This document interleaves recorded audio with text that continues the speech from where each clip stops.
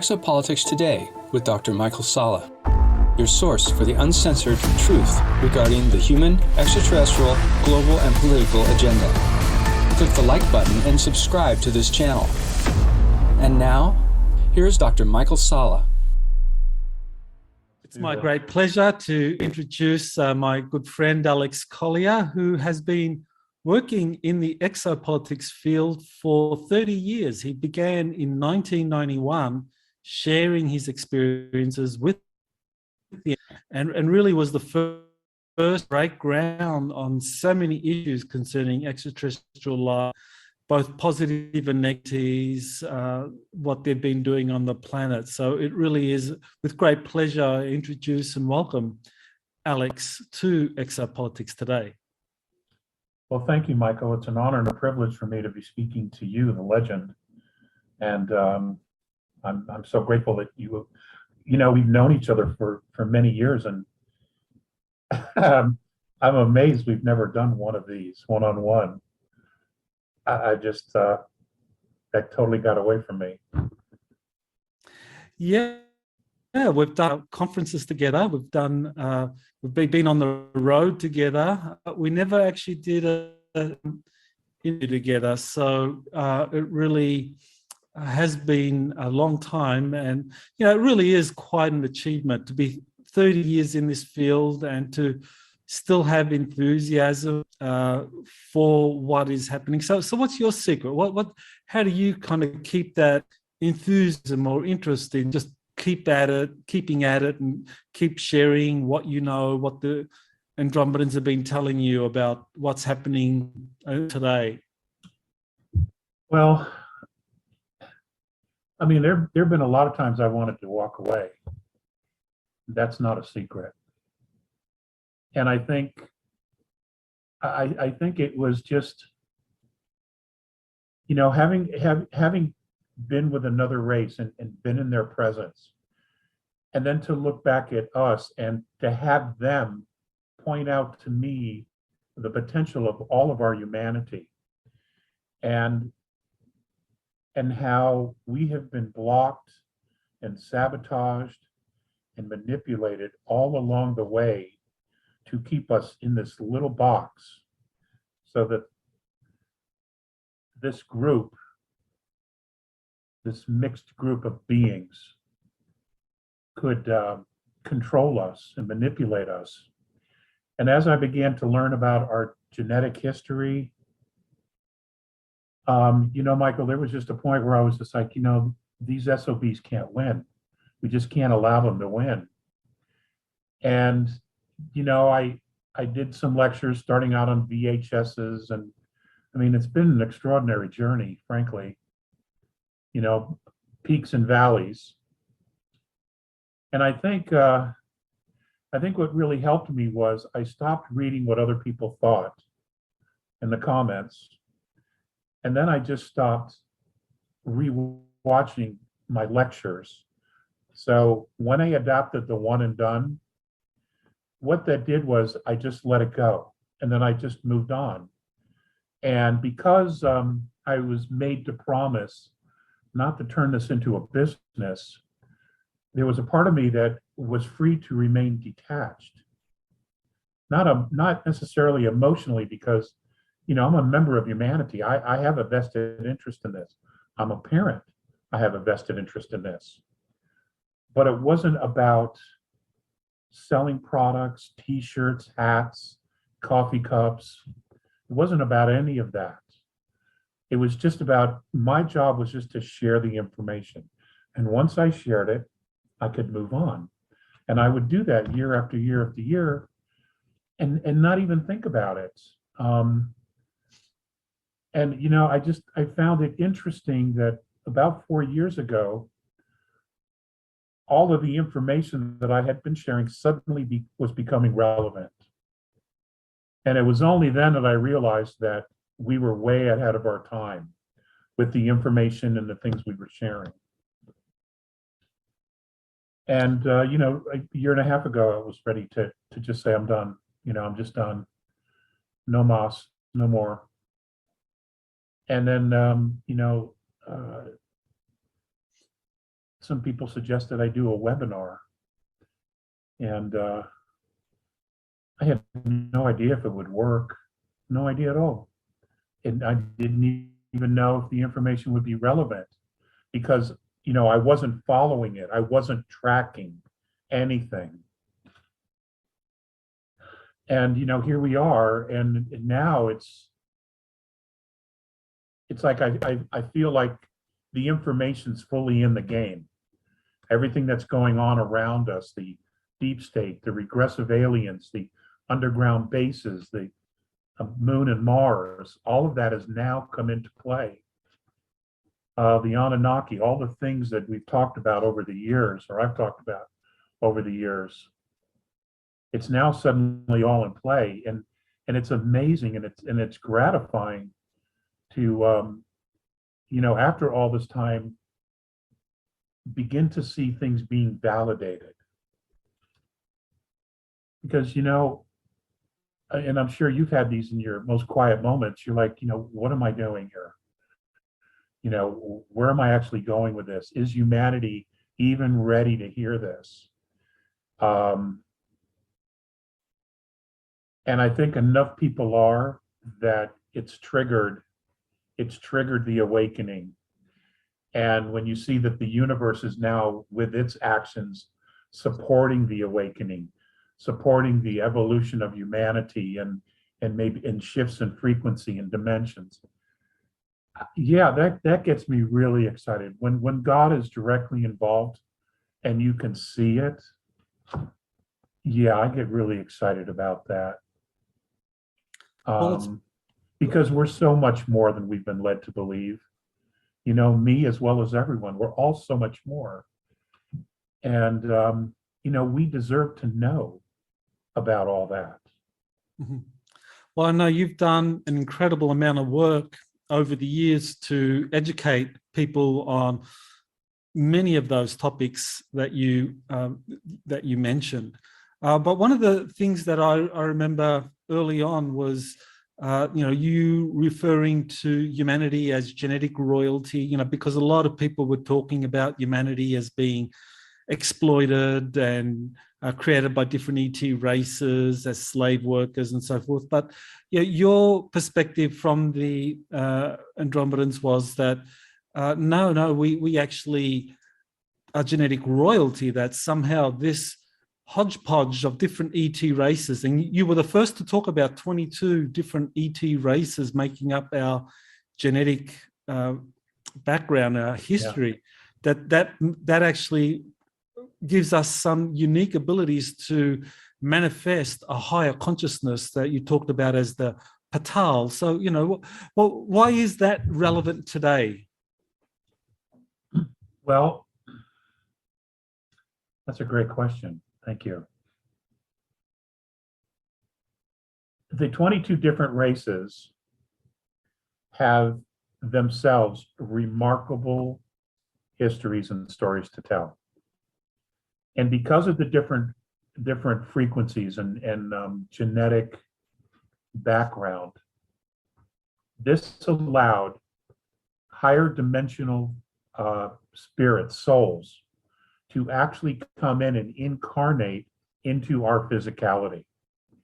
Now, it has always been that there was this rule, you could not intervene unless directly asked.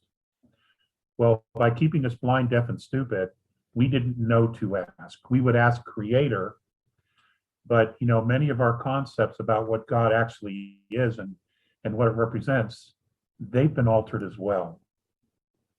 So we didn't have a clear perspective about pretty much anything.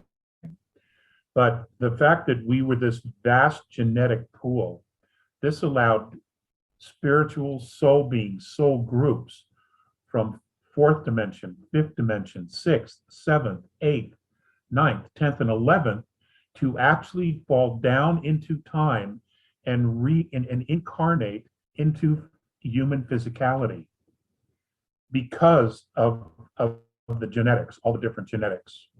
This allowed them to come in and function, and to the degree where the souls could attach to the nervous system in our bodies. This has literally, it will be shown in the future when our junk DNA gets turned on, which is where all of our cellular memories are stored, including our history, the history of the soul. All of that is stored in our junk DNA.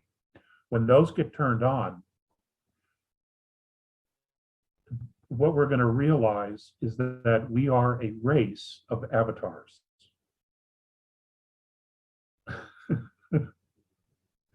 We're a race of avatars. We cover, we have the knowledge, we have the experience of virtually all of our universal experience on all the dimensions. And one of the things that just came out, or a couple of years back in Switzerland, is this program called the Blue Brain Project, where they were able to combine several different pieces of technology. And what they have been able to do is, I mean, truly map the brain. And one of the things that they discovered, Michael, was that out of all the people that they were able to test this on, this technology, every single one of us had multidimensional structures in our brain, going from 4th all the way to 11th. And what's amazing is that these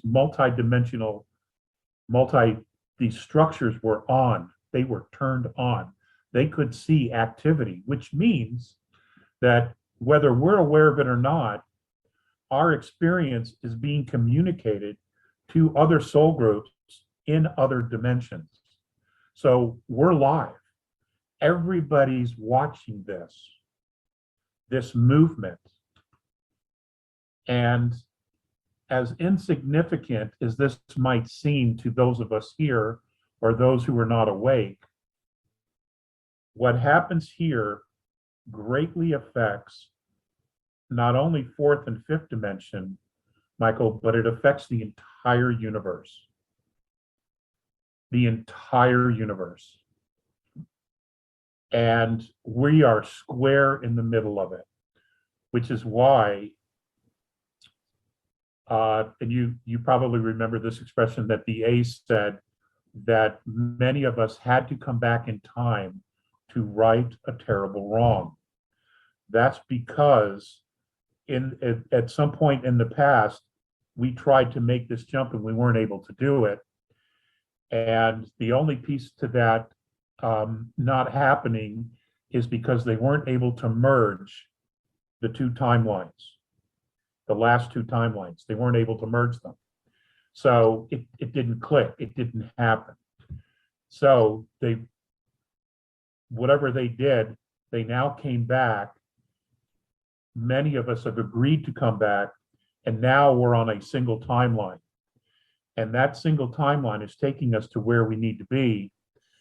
And one of the proofs of that is the fact that most people, well, as for everyone that I know of anyway, they are no longer having deja vus.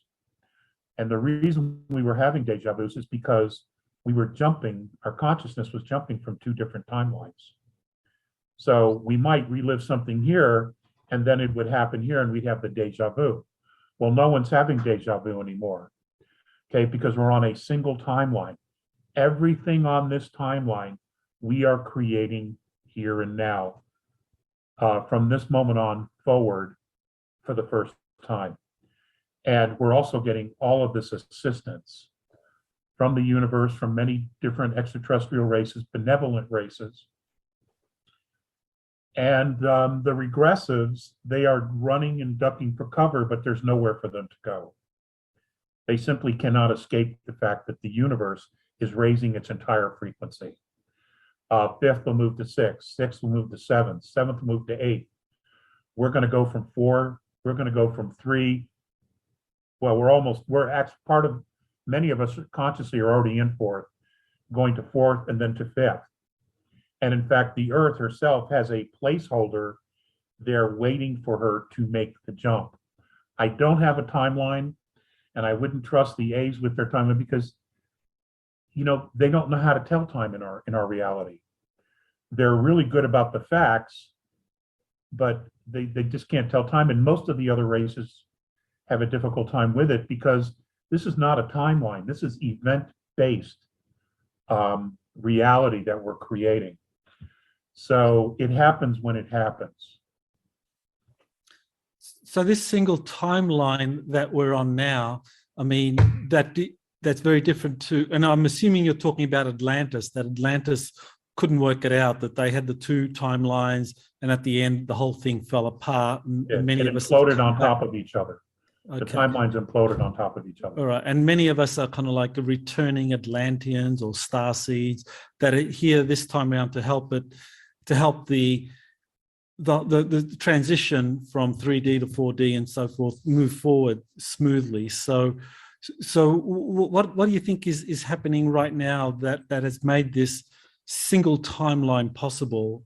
You talk about the defeat of the regressives, the deep state falling apart, and I guess we're still in the middle of it. I mean, we are watching in many places all these things that are being done to people, and we want to avoid the buzzwords here, but clearly people are struggling against the mandatory things that the governments want to put into them, and so that's kind of looking like more and more like it's going to become a revolution. And there's been a few predictions saying that we are going to be experiencing a global revolution by 2024. So is this what you're seeing, this single timeline, that we're kind of like moving towards something incredible as a result of all of the darkness that is playing out, but it's not going to win? Technically, they've already lost. We're just literally playing out all the agendas that they had put into motion. And as these agendas become uncovered of what their true intent was, and everybody sees it for what it really was, it falls away. It just goes away because no one is using their consciousness or intention or emotion feeding any more of that agenda. We're like, no, we're not doing this, and it goes away. Okay, so you see, that's one of the tricks that they used against us. They realized that on an energetic level and a consciousness level, we're creators. We are big time creators. And if we focus on something, that's where the energy goes. And all they had to do was to keep us focused on an agenda. And even though we didn't realize what it was, as long as we believed it was true, it would take us there, and we would create it and manifest it physically. And all they had to do was sit there and wait for it to physically manifest and then take control of it. And then they would control us with those agendas. So as we start to wake up and we begin to see what these agendas were all about and the true intent, which was to control and manipulate humanity, and we withdraw our energy and our consciousness, our focus on it, it'll collapse all by itself because we're no longer feeding it. Now what's happening is that we're turning our focus away from all of that. And for really the first time, we're thinking about creating a reality that we want, something that's genuine, something that's fully integrated with not only the God presence, but with the rest of the universe and the galaxy. And, on an intuitive level, we know these answers because, Michael, there's not a single soul on this planet that was born and hatched here. We've all come from some other place. We all have cellular memory of other existences and other realities. So we know, and as the Schumann resonance and other frequencies, hit our DNA, and our DNA expands its frequency range, at some point, it's going to reach a peak where, in order to hold the light, our DNA is going to start flipping switches, which means we're going to turn on a third strand, a fourth strand, a fifth strand. And when that happens, we now have direct access to what they call junk DNA. And all that knowledge, all those memories, all these abilities that we had before we fell into time here on Earth, will come back to us. I personally think that's going to start happening before 2024. And the reason I say that is that there are people who have had near-death experiences that have been dead several hours, but when they come back, Michael, they come back with a third strand of DNA, some with a fourth. There's a guy in Australia who has 6 strands. When he woke up in the morgue, he had 6 strands turned on. So this is happening. There's no way this is not happening. So it's an amazing time for humanity. We just have got to stop fighting with each other and understand that we literally are a family, that every single one of us, regardless of where we are consciously, we all have a role to play here in this leap of humanity from last to first. And the reason I say first is because of the different soul groups that are here and the level of consciousness and awareness they came in with. All of that is going to become part of our human Terran genome. All future generations are going to have this in their DNA. They're going to have not only the experiences that we as souls have when we came in, but through this process of awakening and turning on our DNA to, at some point, 12 strands, all future generations are going to have this knowledge. Mm-hmm. That separates us. That separates us. You know, it's not to say we're any better, it's just that we're very different. In that, in that we're going to have the cellular memory, the awareness of not just one dimension, but all of the dimensions. So in essence, we all become Patal. That's the amazing thing here, that what we're in the midst of here as a planet, as a civilization, is that all of these forces that are playing out are awakening people very, very rapidly. Yeah. And we've never seen so many people just say the power word, which is just no. So many people now are saying no to what the different policies they're trying to push onto people. Yeah. And people are waking up and they're saying no. And that, more than anything, really destroys the dark agenda, because their secret has always been to, first say what they're going to do and then do it, but in a way that people just don't realize that it's being done to them. Well, now, they announce what they're going to do, and now all of a sudden everyone is screaming, saying, look what they're doing, say no. And people are saying no. And I think this is the remarkable thing, that there's the awakening. But, the question I have for you is, what role has the Andromedans played in this kind of awakening? Because they seem to be a group that operate almost mysteriously. They're not very overt. They operate behind the scenes. They kind of set things up. So what have they done to bring about this awakening? Okay, well, before I address that, isn't it interesting that everybody is beginning to say no? And, anyone who's a parent, typically the first word a child learns is no, because their parents are telling them, no, don't touch that. No, don't do that. No, leave that alone. Hot, no touch. And here humanity is finally circling back, and we're like, no, we're not putting up with this. So I think it's really interesting that that's usually the first word that a child learns is no. As far as DAs, they are involved in so many ways with so many races, and they almost act as if they're shy. It's like they don't necessarily want to be in the forefront. They would much prefer the Pleiadians or Cygnus Alpha. They would much prefer many of the other races be up front, and that they, kind of sit in the background and observe and mentor other races and share the mentoring that they get from other higher dimensional realms as well.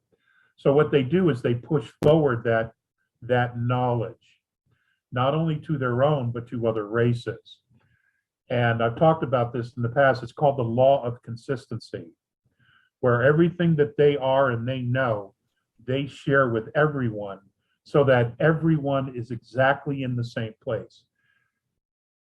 Consciously, everybody is on the same page. No one's left behind. No information is withheld from other races unless they're specifically regressive and they know the information will be abused. Then there is literally no communication. But what they do is it's almost as if they do the logistical planning of strategies. And that seems to be a role that they're very, very comfortable with, and it's been a role that they've had for quite some time, not only on fifth, but also on sixth and seventh.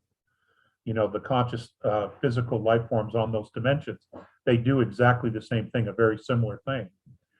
So, for example, the plan to capture the Orion group and some of the reptilian ships, that came from a mentor, an Andromedan mentoring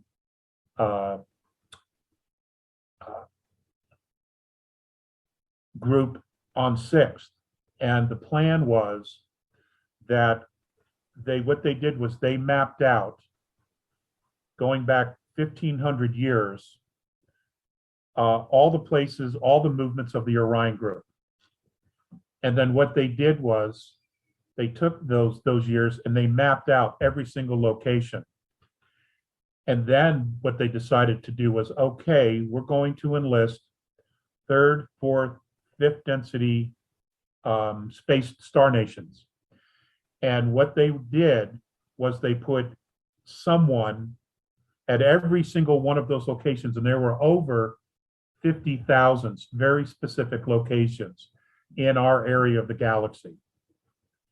And what they did was they had people waiting there, past, present, and future. Okay, so they had people waiting in the past, in the present, and in the future. And then what they did was they did something to trigger a response so that the Orion group would move. And that's exactly what happened. They moved. And many of them were captured. Now, I know Elena said that they got at least 9. That number has gone up now significantly. It's just that we didn't know because the information and the intel is slow in being dispersed. But they got most of them. They got the ones that they wanted, especially those that are connected to the Orion AI network. They got those beings and they knew who they were. They had been tracking them for some time. So it's things like this where they will present the plan and then they will allow others to carry it out. It's almost as if, look, you can have the glory. We just want the end result. That's all we're interested in. And that's pretty much how they've operated for quite some time. And it's just who they are. It's just who they are. And, and I'm grateful. They're not looking to be, the other star nations acknowledge their expertise, but they're not looking to be on the Tonight Show or anything like that and saying, hey, we're so great. They really prefer to work in the background, quiet, methodically, but just, make sure things get done. And, we have to remember that the reason they came back to Earth is because in the future, tyranny shows up in fifth density. And they triggered and they mapped all that out, and they came from our solar system. So once they were able to map that out it was very easy to go to the other races and say, look, in the future, this is going to affect all of us. But if we can do this strategy now, it ends here, and the galaxy will remain free for hundreds of thousands of years without incident. And everybody was on board with that. And why wouldn't they be, you know? So that's a very important point right there, that you said that the Andromedans detected was, I think, 350 years into the future, that there would be this tyranny, this galactic-wide tyranny. And so they advised the other star nations and got them to come up with intervention strategies to deal with these different intervention points that you identified, you know, all of those thousands of intervention points in the past, present, and future, to kind of like flush out the Greys, flush out the Orions, the reptilians, and to just like undermine their agenda for this future galactic tyranny. So that, you know, so one of these examples of that was this, I guess what you're saying, the capture that Elena talked about, the capture of those 9 Grey or those Orion leaders, the same leaders that were involved in the meetings with President Eisenhower, that led to the agreements with the Majestic 12 group, that same group were captured in stasis chambers and now being, well, I don't know if interrogation is the right word, but certainly they're being studied, and whatever higher consciousness that they are a part of is being investigated or hacked into. So yeah, so in that particular point, you know, the Orions, I mean, the operation of a hive consciousness that they are part of, I mean, is that something that is hackable? I mean, that was something Elena was saying the Galactic Federation is doing. So is that hackable? Yes, it is, but you need their genome in order to do it. There were 19 total that have specific access to that. And I'm not at liberty to say how many they have captured. I know it's in the hundreds, but the specific ones whose genome they needed in order to get into that Orion AI system that creates this hive mentality, this enslavement, this conscious enslavement. There are techniques, and my understanding is that there are beings on the 6th density that know exactly how to do this. And either they're going to directly be involved and do it themselves, or they're going to teach specific races in 5th how to do this with their oversight. Essentially what they do is they use their consciousness to go into this network where they can give it a virus, for lack of a better word, and literally cause it to implode and erase itself. And then it's gone forever. And once that's gone, it also frees most of the Orion system from the same enslavement. Many of them are acting on direct impulse. They're not consciously making the decisions themselves. They think they are, but they're not. So this would shut this down. And for all intents and purposes, it would wake up and raise the consciousness of the Orion system so that it could participate in the same conscious shift that the rest of the galaxy is experiencing. So they have a very, very specific strategy on how to do this. And you know, the guys on 6th, 7th, and 8th and 9th, I mean, they're sharp. These entities are really sharp. They really, really get it. They truly understand the holograph more than we could even comprehend at this moment. And then, you know, that's what the universe is. It's a holograph. So they obviously get it and they understand it. You know, it could be that and actually Mornay suggested this, it could very well be that before those who were Patal on the 11th decided to come to Earth and incarnate here, that they left instructions of what to do in the event of they in fact got trapped here themselves. He has suggested that. So that means that the A's are talking about that. And you know, what's interesting, and I've shared this with you just the other day, everybody is checking each other's work. The A's are checking the Pleiadians. The Pleiadians are working with Cygnus Alpha, checking their work. The Sirius A, someone's checking their work. Everybody is checking each other's work. So no one is actually working fully independent. Everybody is working together in a very coordinated effort to make sure that at the very end of this operation, the result we all want comes to pass. It manifests physically, spiritually, on all the dimensional levels. It's extraordinary. I mean, you know, people don't realize how much really goes into this. And I think they're going to be very blown away at some point in the future when they realize everything that went into freeing our tiny little planet. You know, it isn't insignificant at all. It plays a very, very major role in the future history and the future of our galaxy because of the soul groups that are here, the knowledge and the wisdom of the soul groups that chose to incarnate to help make this happen. And I don't know how to explain it any simpler than that. I realize that it's complicated, and you know, it's like, you know, it's thinking that's way over here out of the box. I get that. Mhm. But, you know, just imagine, you know, you meet someone for the first time and you know them. You know, you've after 15 minutes, you feel like you've known them your whole life. Well, that's a member of your soul group.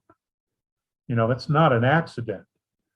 So, or you'll dream about somebody that you meet, and several years down the road, you do meet them, you know, and you form this bond, this friendship. Sometimes you even marry. Mhm. You know, it's all very, there are no accidents. Everything somehow, some way is connected. It's just that we don't always know how to put the pieces together because of our limited view of how things work. But those are all things that future generations, our children's children's children, will know. Mhm. You know, but right now, our role here on Earth, those of us who are that listen to you and follow your great work, and Elena Danan and Laura Eisenhower, and so many of the other folks that are out there, ladies and gentlemen, we are forefathers and foremothers of a new humanity, of an awakening humanity. That is our role at this moment. And our role is to do everything we can to not only support this movement, but to do everything we can to make sure that everyone, all the generations behind us, get the information, get the education, and that the things that need to be recorded are recorded, so that for future generations, they understand what happened here and why it needed to happen. So, It's just- Alex, I wanted it's to extraordinary. It's just Mhm. extraordinary. So I wanted to get your advice on, or your opinion on, the information that we've been getting from Elena and others, that the moon and Mars and other planetoids have been liberated from the regressive extraterrestrials, the Orions, the Draconians, that they were liberated, and that the Earth is now going through a similar liberation process. So, you know, what information do you have? Because there has been some controversy over whether or not, you know, Mars and the moon have been liberated. Yeah, and I know where that controversy is coming from. And it's my understanding that that particular source is no longer having contact or having information, getting information. But let me just say this. There were specific groups that were allowed to leave Earth, escape Earth, so they thought, but they were going to escape and they were going to go to Mars and be okay and regroup there. That was all allowed to happen intentionally so that they would leave and no longer harm humanity. So the idea was, okay, let's let them leave and we'll capture them there. We'll let them think that they're getting out of here. That was all done intentionally so that they could get away and they would stop harming humanity, stop doing what they were doing to the children underground. They were being given an out, so they thought. Well, they walked right into a trap. So yes, our solar system has been liberated. And it isn't just those planets. There's many moons. Our solar system has been liberated. And no one is getting out of here that's done the things that they've done to humanity and other star nations as well. No one's getting away. No one's walking scot-free. Everyone is going to be held accountable, and they are being held accountable. There's one ship that's hiding inside of a very large ocean, underground ocean on Triton, that has Orion group, and it also has I believe it's 80-something sea car on it.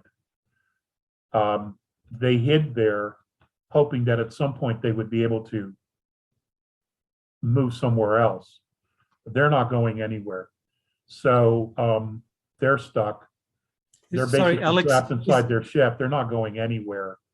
Is that Titan, the moon of Saturn, or Triton, the moon of, I think, Uranus? Or Uranus. No, it's Neptune. It's Neptune. Neptune, okay. Yeah, it's Neptune. That's where it is. They jumped there. But everybody, those on sixth density knew already. They already had positioned people there so that when if they did pop in there, all they had to do was physically manifest, come out of the dimensional space and say, okay, you're done. You know, you're caught. And that's exactly what they did. So our entire solar system has been liberated. There is no more riffraff here. And spaceships, motherships, you know, they are now free to pass Earth without having to close their windows and lock the doors. Honey, get the kids in the car, quick, roll the windows, lock the doors, we're passing Earth. They don't have to do that now.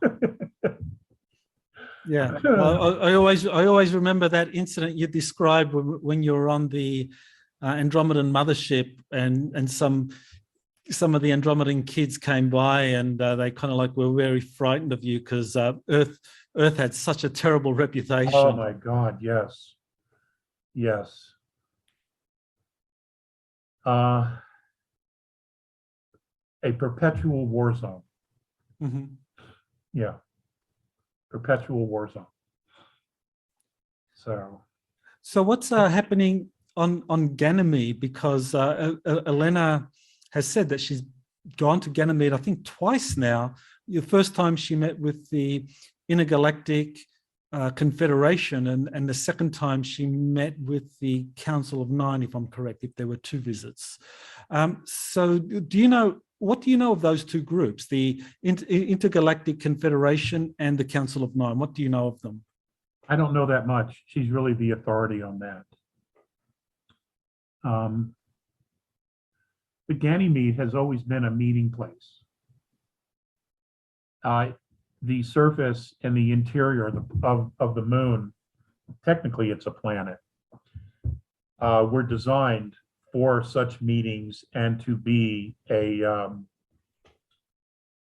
essentially a galactic embassy, okay, where all people of all races could go. On the surface, they have these incredible structures that almost look like huge dinosaur rib cages. But I mean, they're absolutely massive. And the ships would come in and land on the surface, and they would move into these structures. And then once they were in the structures, they could turn on their electromagnetic field on the outside of the ship, and they could open up the craft, and the crews could get out and walk on the surface of Ganymede within it. You remember Richard Hoagland talking about Edens, these dome structures that, you know, they would terraform, and these are where people would live, extraterrestrial races, and they would literally make these along the way so that they could work on a planet, explore it, mine it, whatever it was that they were going to do. Well, this is essentially the same thing, except these structures exist there for the motherships, the starships, to create the field themselves. And they have them all over the surface. There's a very large ocean on the inside, its core, and there are other structures on the inside that are for specific races that have to be Hyperborean. They have to be indoors. They can't handle our particular sun's light in any way, so they would go inside the planet itself. I have only been past Ganymede, which is why I know about the structures on the surface. I have not been there. You know, Elena's the expert on that at this particular point. But there is an awful lot going on there. I think at any one given time, there's 60 to 70 star nations present at all times. So it's busy. You know, I wanted to get the parking concession there so I could learn to, you know, fly all the different ships and learn to park them in the atmosphere. That would have been an awesome experience. Right. So Elena's talked a lot about the Galactic Federation of Worlds and their relationship with the Andromeda Council, where the relationship is one of like the council is more or less like mentoring the Galactic Federation and advising them on you know, certain things that need to be done. And so, you know, again, what do you know of the Galactic Federation and of some of Elena's contacts? Like she's mentioned beings like Thorhan, Anax, the Commander Adana. What do you know? Do you know anything of any of these beings? The A's, well, Mornay is only referred to in talking about groups. He refers to it as an alliance.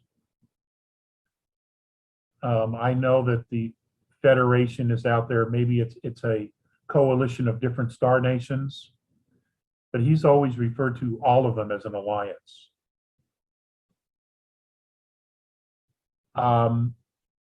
I do know that these are real beings.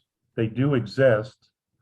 And I also know that the work that they perform along with other star nations, all of that work is being not only monitored, but also being checked, that other star nations have representatives on these boats, these ships, and they're monitoring everything that's being done, and everyone is sharing communication so that everyone is on the exact same page. No one's rogue.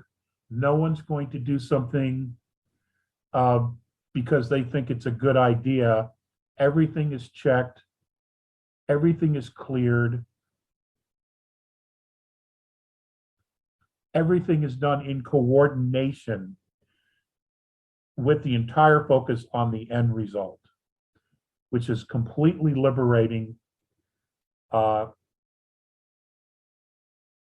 of the developing civilizations in our galaxy, and freeing us of not only the Archon Orion AI system, but giving everyone here their free will back, returning their free will. And along with their returning comes an education as to true galactic history, who they are, why they're on that planet, who they are on a soul level. And, there's a lot involved with that, because most of these underdeveloped or evolving civilizations have been so manipulated and taken advantage of. And frankly, Michael, it never should have gotten this far, in my opinion. There should have been intervention a long time ago.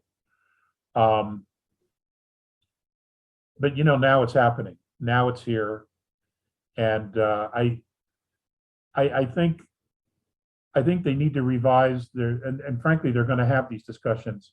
They're going to revise their idea of non-intervention. That they're going to reset protocols, because I think they realize, we wouldn't have known this was happening until it affected us in other dimensional realms. So it never should have gotten that far, from what I understand, because the Orion group and others were real shifty. They were really, really sly in the way they operated. They operated between the spaces, so it would not draw real attention to it, to what they were doing. And that's just not going to happen again. That's not going to happen again. Mm-hmm. Maybe they taught our CIA how to do stuff. Yeah, I'm sure that they taught the CIA and the Mossad a lot of dirty tricks. Yeah, because, they've learned to work in the spaces in between to remain hidden and manipulate. So, yeah. One of the things that I've been particularly interested in is the whole idea of a Star Trek future, and that there has been this kind of realization amongst leading Earth nations, or the Western Bloc in particular, to start working together. And I think there's many reasons for that, why they're choosing a Star Trek future.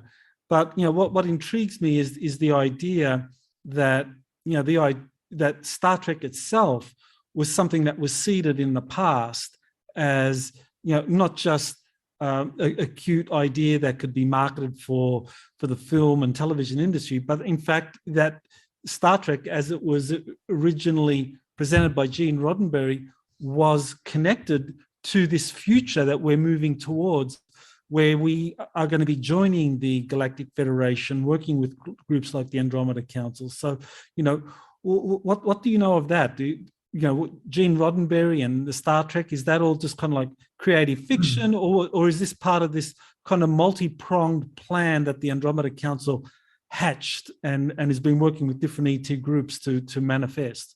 Well, the Andromeda Council weren't the only ones. They worked with other groups, so they would not take sole credit for any of this.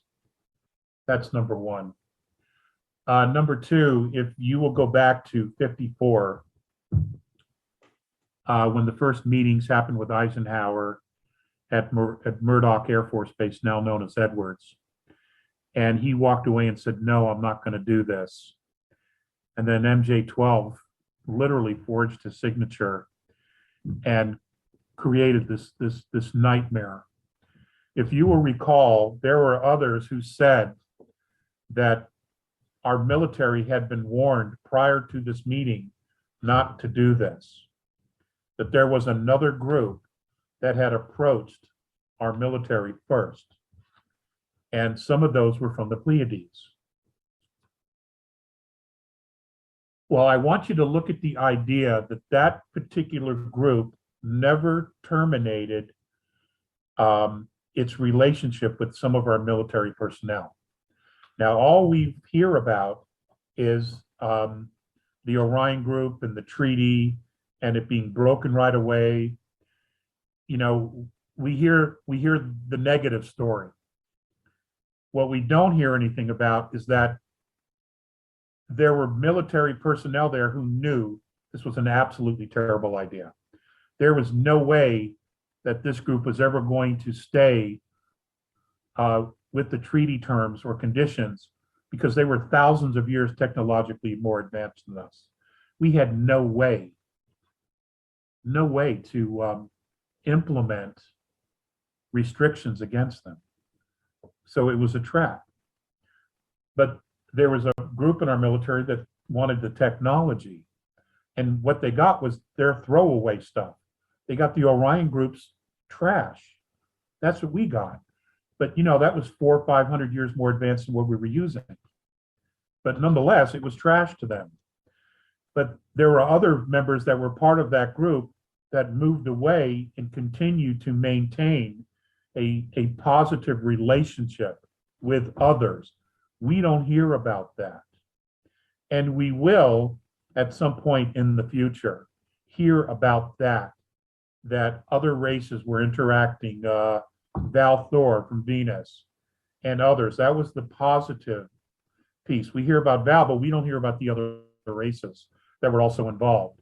So there was always this white hat element that clung to the ideas, okay, we have to figure out a way to undo this, or we're all screwed. And so that's been going on in the background the whole time. And there's been an exchange of information, there's been an exchange of knowledge, there's been an exchange of strategic moves and ways to do things that would not draw attention to work in a positive, benevolent way in between the spaces, so that you could hide what you were doing from the regressives, who their whole focus was, of course, control and domination. But they had areas of their vision that they were blind as well, and those were used in order for the white hats to set up where we are today.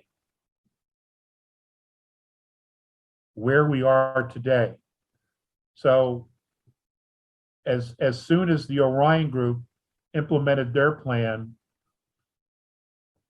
benevolence also set up another plan, but they didn't overtly interact with anyone except very specific people that they knew and had a relationship with and trusted.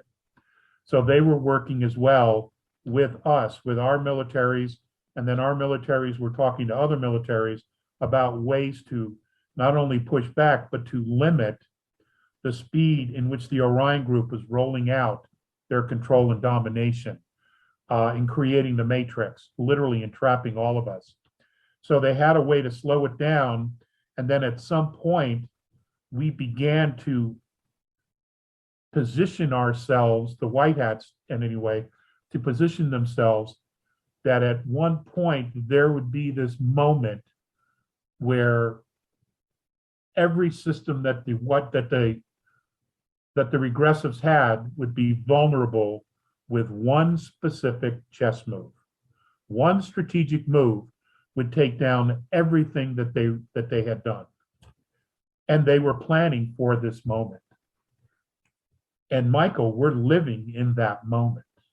Right now, we are living in that moment where everything that they built, the entire matrix, is now collapsing because of a very specific strategic move that the white hats, with the help of benevolence, were waiting for. And this way, there's no Third World War, Fourth World War. There isn't any of that. There isn't an intentional pole shift throwing an asteroid at the planet.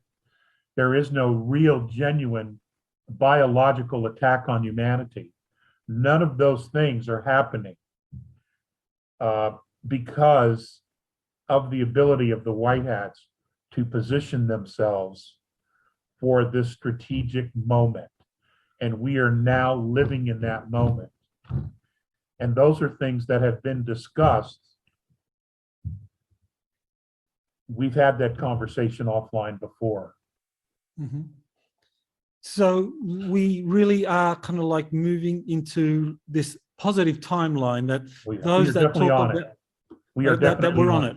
They're on the, Yeah. that those that talk about the negative timeline, whether it's a pole shift, solar flash event, some set of catastrophic events that decimate humanity, that those things are not going to happen because this positive timeline is something that is essentially we've all agreed at an unconscious level to move forward collectively in this way, and that this is something that the Andromedans and the other positive extraterrestrial groups have worked with the Earth Alliance, the positive military, to bring this moment about. And so we're just kind of watching it all unfold now.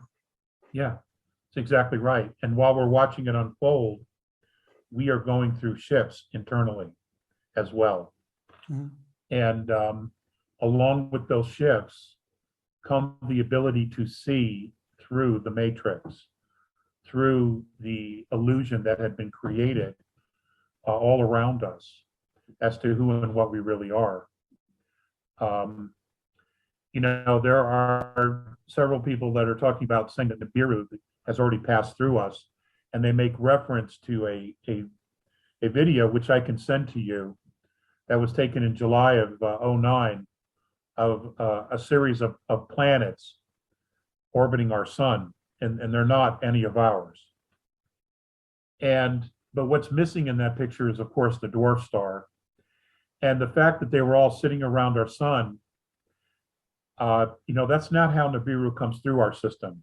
It approaches underneath us through the south.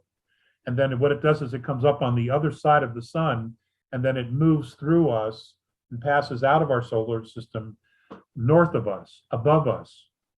So those planets would never be orbiting our sun, ever. So that's a mistake. Presently, Nibiru, that entire solar system, is sitting outside our solar system. It's parked, and they can do that. I mean, these are all, the technology just to control planets, to change their orbits and do all of that. So it's sitting there, and it's not going to come through here and devastate humanity. None of that's going to happen. This is going to happen. This is absolutely going to happen. And, we don't have to be afraid. What we have to do is embrace the change. And, some people are afraid of change. But, this is what it is. I mean, every day is not the same. Every day changes.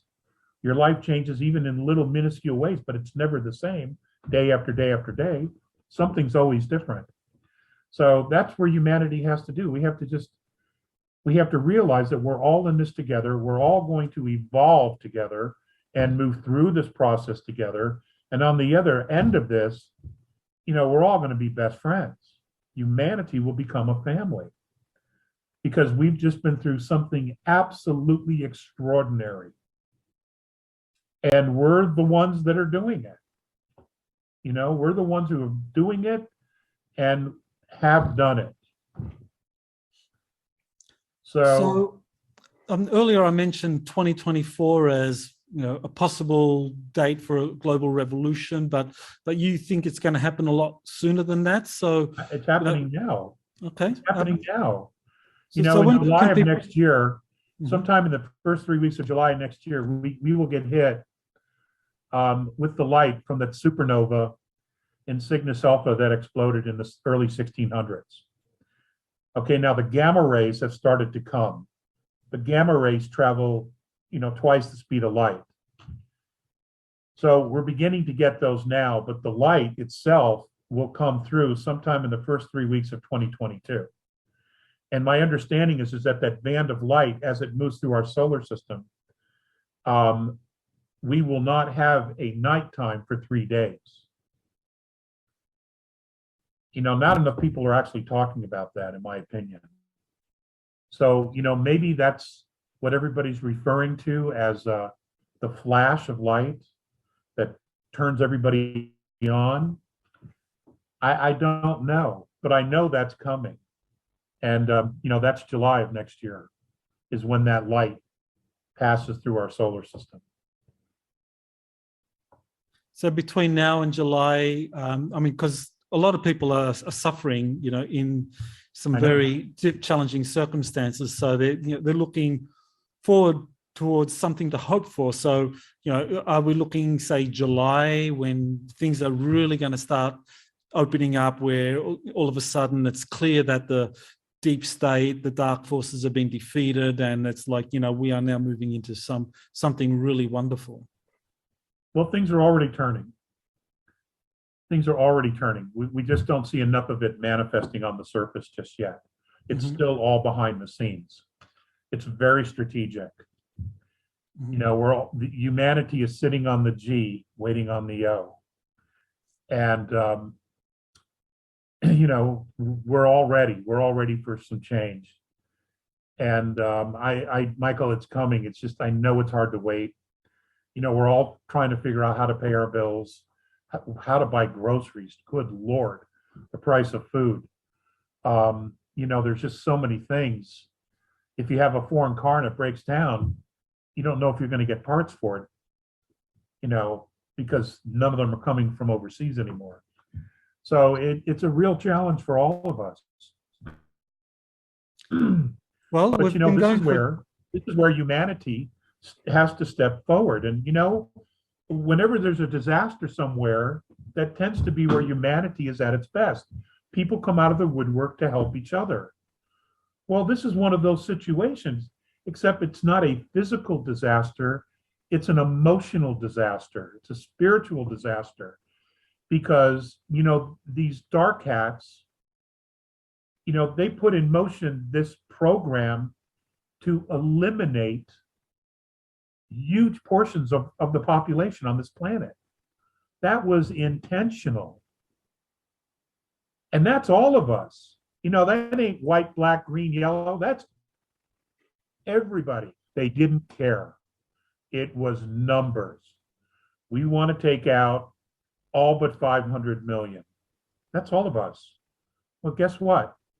We're all on the same team now. Okay? We are all on the same team. We all need to be on the same side at this point. There, you know, this nonsense, this racial nonsense, it is absolute rubbish. You know, we have got to put all that programming aside and realize, you know, we are one race, one family. That's just what it is.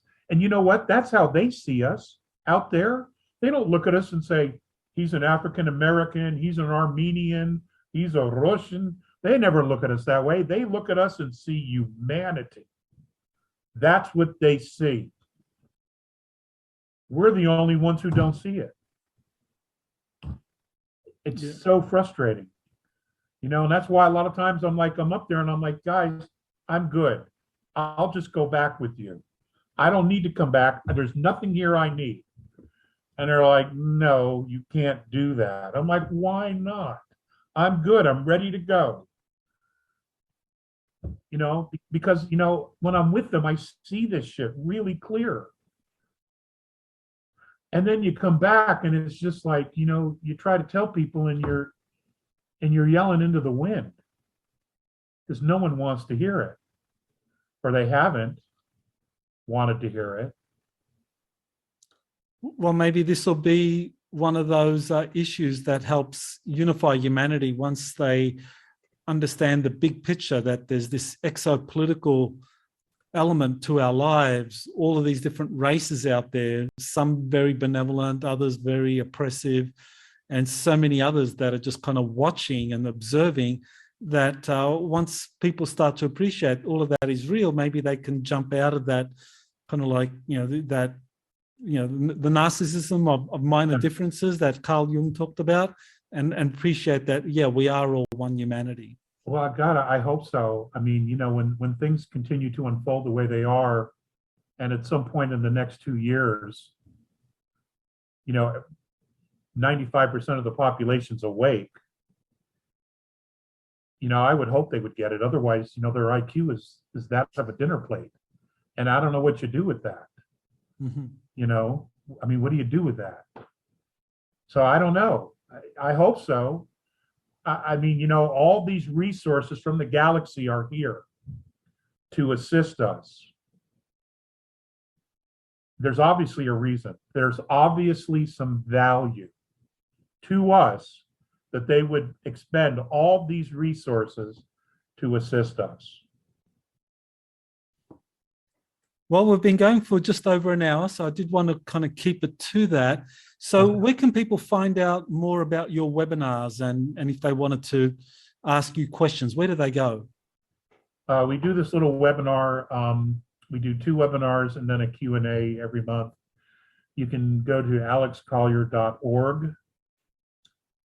And I occasionally do some sessions one-on-one, and they're always almost always Q&A, where, because we never get through all the questions.